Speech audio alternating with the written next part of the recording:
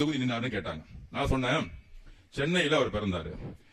சென்னையில எங்க நிக்கணும்னு நினைச்சாருன்னா, வட சென்னையில எந்த இடத்துல அதிகமான ஸ்லம்ஸும் குடிசைகளும் அதிகமா இருக்கோ, எங்க ட்ரக்ஸ் அதிகமா இருக்கோ, எங்க சாராயம் அதிகமா இருக்கோ, எங்க வேலை வாய்ப்பு இல்லையோ, எங்களுக்கு பெண்கள் பாதுகாப்புக்கு பிரச்சனையா இருக்கோ, அங்க நின்னு ஒரு குடிசை கூட இல்லாத ஒரு மாடல் தொகுதியா மாத்தி காமிக்கிறேன் அப்படின்னு பெரம்பலூர்.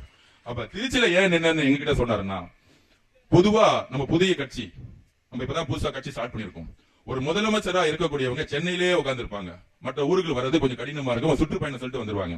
ஆனால் நம்மளுடைய அப்ப ஒரு வளர்ச்சி எங்க இருக்குன்னா, சென்னையில நிறைய வளர்ச்சி இருக்கும். ஆனா சவுத்துல திருநெல்வேலி, தூத்துக்குடி, இந்த பக்கம் மதுரை பக்கம் வளர்ச்சி இருக்காது, வட மாவட்டங்கள்ல வளர்ச்சி இருக்காது. அப்ப அவர் சொன்னாரு, எம்ஜிஆரோட கனவு என்ன தெரியுமா? திருச்சியை இன்னொரு தலைநகரமா மாத்தணும், சென்னையை நோக்கிய வளர்ச்சி இருக்கக்கூடாது.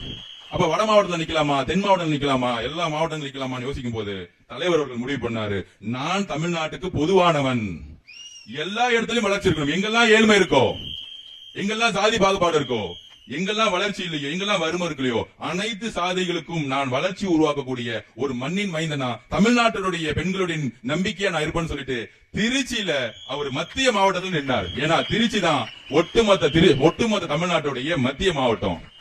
அப்ப அவரோட மெசேஜ் என்னன்னா, ஒட்டுமொத்த தமிழ்நாட்டையும் நான் ஒரே மாதிரி வளர்ச்சிக்கான பாதையை உருவாக்குவேன், அந்த நம்பிக்கையாக நான் திருச்சியில நிக்கிறேன்.